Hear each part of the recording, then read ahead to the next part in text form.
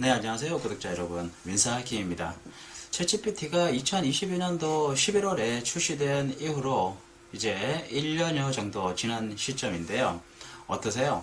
챗GPT를 사용하고 계신가요? 이제 챗GPT는 어느 정도 우리의 일상과 업무에 필수적인 도구로 자리 잡아가고 있는 것 같은데요. 챗GPT를 아직 사용하고 계시지 않다면 지금 오히려 새롭게 시작하시면서 배우시는 것이 좋고요. 이제야 제가 챗GPT에 대한 사용법을 유튜브로 올리는 것은 1년여 정도 책임감을 가지고 검증을 하는 시간을 가졌습니다.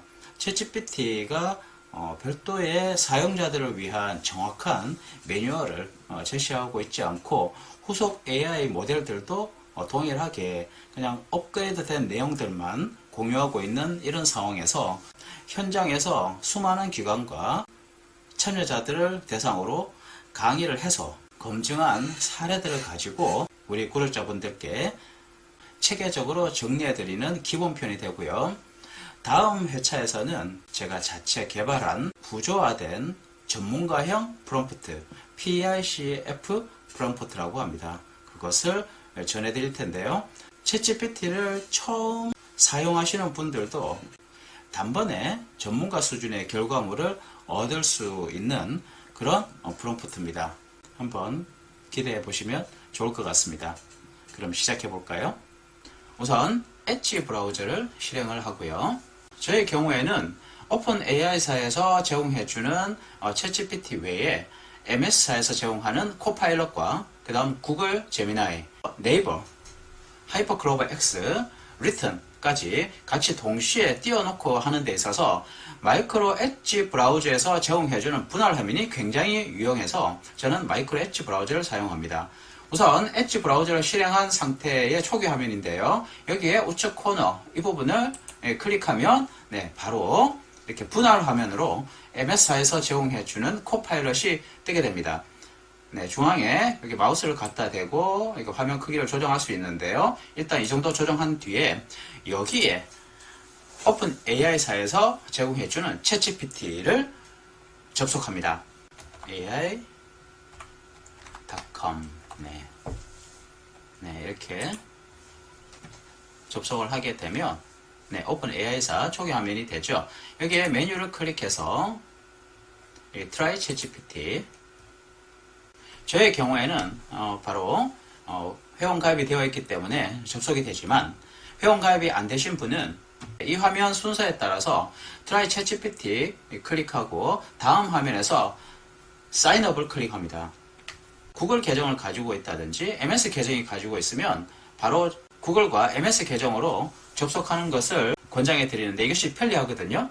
개인 이메일로 가입하셔도 됩니다. 그리고 다음 이름을 입력하고 그 다음 생년월일 입력한 뒤에 다음 화면에서 개인 휴대폰 번호 입력 화면이 나옵니다. 여기에 휴대폰 번호를 넣고 샌드 코드를 누르면 문자로 코드를 보내주게 되거든요.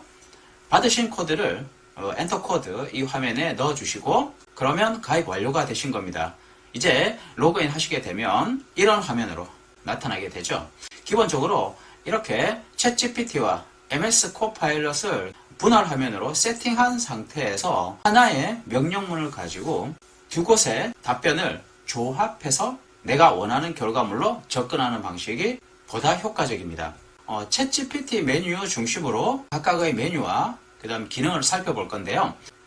제일 좌측 상단의 이 부분은 새로운 대화방을 여는 메뉴로 이해하시면 됩니다. 챗GPT는 동일한 대화방 내에서는 나눈 얘기를 학습을 하게 되고요.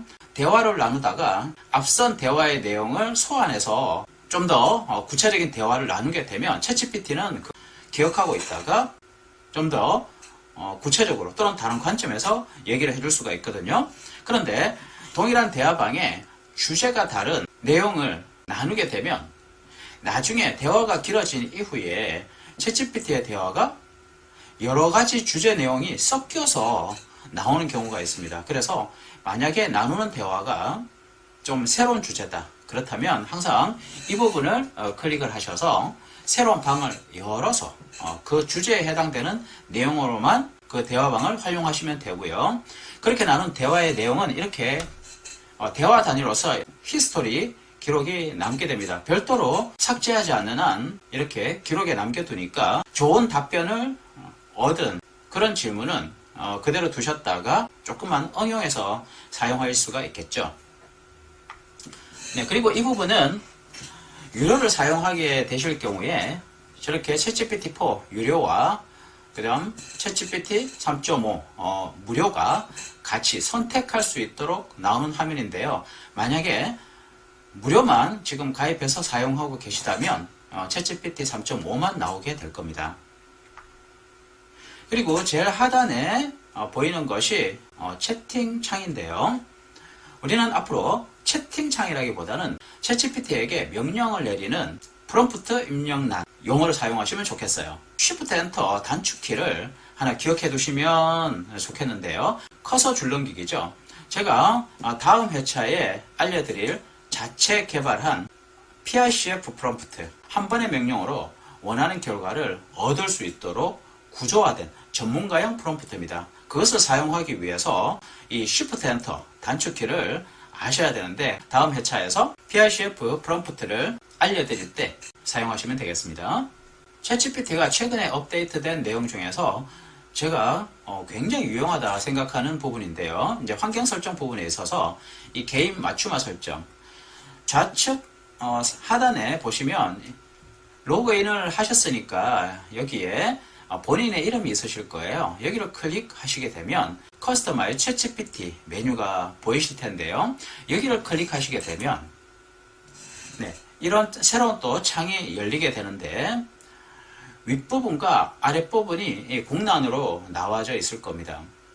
여기는 어떤 기능을 하는 것이냐면 챗GPT에게 나를 소개하고요. 그 다음 나의 관심사와 나의 목표 그리고 주로 내가 나누고자 하는 내용이 어떤 것인지 이런 내용들을 챗GPT한테 미리 전해줌으로써 답변을 구성할 때 거기에 맞추어서 답변을 할 수 있도록 미리 설정을 해두는 거죠.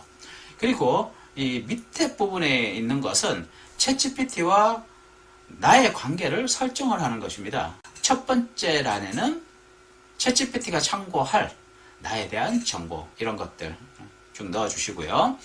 밑에 칸에는 챗GPT와 나의 관계를 설정하는 란이라고 했죠. 그래서 여기에 이런 답변 스타일 공식적으로 답변을 하는 것을 선호하는지 캐주얼인지 질문에 대한 답변의 양 그 다음에 나를 어떻게 불러주면 좋은지 그리고 챗GPT의 이름과 역할도 부여주는 것들 그 다음 답변을 할 때 챗GPT가 그냥 중립적 입장에서 정보만 제공할 것이냐 아니면 자신의 의견까지 포함해서 제공할 것이냐 이제 그런 부분도 넣어주는데 저 같은 경우에는 챗GPT의 의견까지 포함해서 답변을 해주는 것이 보다 더 인사이트를 얻기에 좋더라고요. 네, 그건 선택적으로 원하시는 대로 설정하시면 될 것 같아요. 커스터마이즈 챗GPT를 설정하고 난 뒤에 챗GPT가 자신에 대해서 어떻게 얘기하는지 또 나에 대해서 어떻게 호칭을 하는지 한번 보여드릴게요. 저는 챗GPT에게 강한나라는 이름을 붙여줬고요. 저의 비서실장이라는 직위와 역할을 부여줬습니다. 자, 그래서 이렇게 한번 물어보겠습니다.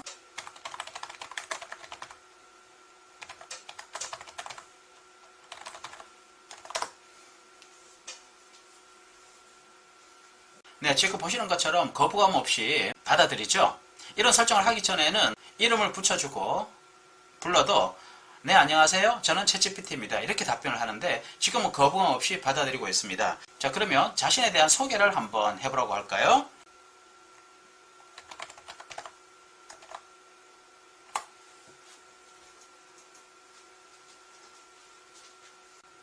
나만의 챗GPT의 정체성을 만들어주면 저렇게 자신을 그렇게 인식하고 답변을 하게 됩니다. 자, 나에 대한 호칭을 한번 물어볼까요? 저에 대한 호칭으로 김 대표라고 불러달라고 설정을 해두었는데 네, 김 대표님이라고 불러드리도록 하겠습니다. 이렇게 되어 있죠. 네, 김 대표님 이러면서 네, 어떠세요? 이렇게 설정을 하고 난 뒤 이 답변을 받아보니 인공지능이라는 느낌보단 조금 더 인간적이고 나의 실제 파트너처럼 느껴지지 않으세요? 그리고 회사의 업무를 활용을 하는 데 있어서 챗GPT의 어떤 정보 유출 가능성 많이 우려되고 있잖아요. 한국인터넷진흥원 챗GPT 보안 가이드 작년 3월에 나왔는데요. 여기에 보시게 되면 오픈 AI사는 그 사용자가 질문을 할 때 올린 정보를 사용자가 제공한 컨텐츠로 인식을 하는데요. 그래서 오픈 AI사에 저장을 했다가 챗GPT의 서비스나 AI 모델 개선에 활용한다고 되어 있거든요. 회사의 업무를 직접적으로 올리는 것은 아직까지 좀 조심스럽고요. 좀 간접적이라도 이게 조금 예민할 수 있겠다 그런 생각이 들 수 있잖아요. 이런 정보가 있다면 앞서 커스터마이즈 챗GPT 할 때 설정했던 경로 아시죠? 그죠? 거기에 자신의 본인의 이름을 다시 누르시면 거기에 세팅이 있어요. 세팅에 들어가시게 되면 이렇게 메뉴가 뜨게 되고 데이터 컨트롤이라는 부분을 클릭을 하면 기본적으로 이 챗 히스토리라든지 이 트레이닝을 할 수 있도록 이 버튼이 우측으로 가 있습니다. 이것을 비활성화 시켜주게 되면 여기 밑에 있는 내용대로 사용자가 나눈 대화는 30일 이내에 모두 삭제가 되게 됩니다. 이런 설정을 통해서 최소한의 정보 보안이나 개인정보 보호 장치를 하셔야 된다는 인식을 가지실 필요가 있을 것 같아요. 네, 그리고 또 챗GPT는 우리가 질문을 이렇게 예시로 3월에 국내에 가볼 만한 여행지 3곳 추천해서 답변을 이렇게 받은 예시를 보여드리고 있는데요. 이렇게 답변을 받고 보다 보니까 아차 놓친 게 있다.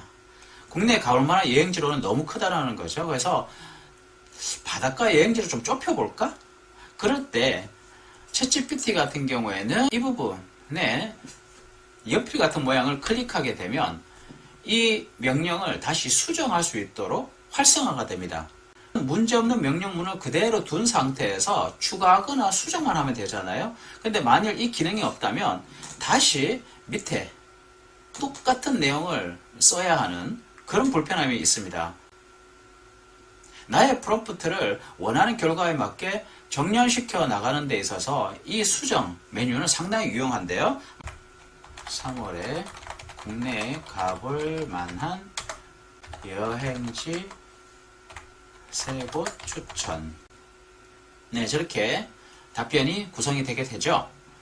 자, 그런데 여기에 마우스를 근처에 가지고 가게 되면 이런 모양이 생기죠. 연필 모양. 클릭하게 되면 이렇게 활성화가 되게 됩니다. 그럼 여기에 가볼 만한 남해 바닷가 여행지 3곳 추천. 그러면 조금 더 정보가 추가되면서 구체화되죠. 자, 이렇게 입력을 하고 다시 Save and Submit. 네, 클릭을 하게 되면 이 남해 바닷가 여행지만으로 추려서 원하는 정보가 제시되게 되죠. 코파일럿 같은 경우에는 이런 명령의 수정 기능이 아직 없습니다. 그래서 답변을 보고 내가 원하는 답변이 아니라면 다시 한 번 더 전체 질문을 넣어줘야 되는 이 불편함이 있죠. 네, 그리고 답변을 받아보게 될 때 제일 밑에 이런 모양이 있는데요. 이 부분은 이 답변을 복사할 수 있는 기능인데 굳이 이 기능을 꼭 쓰지 않으셔도 되고요. 지금 보시는 것처럼 이렇게 블록 설정을 해서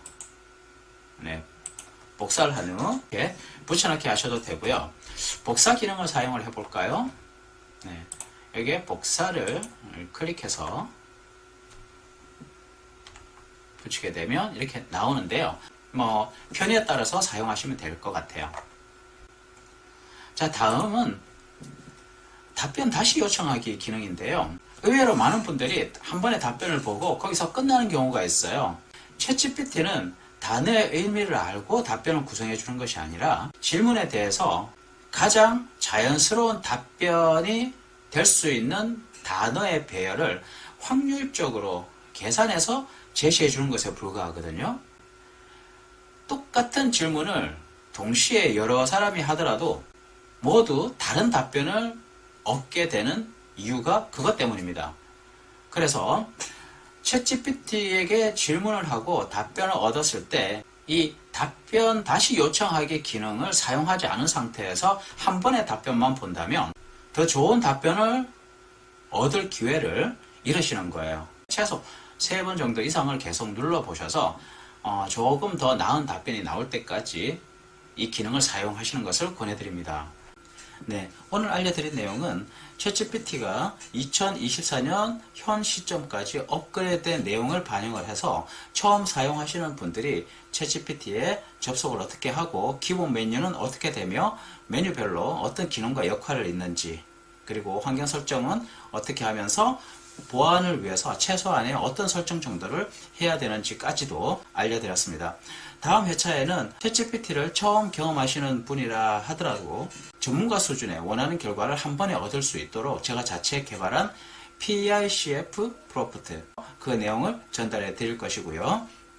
오늘 내용이 도움이 되셨다면 구독, 좋아요, 알림 부탁드리겠습니다.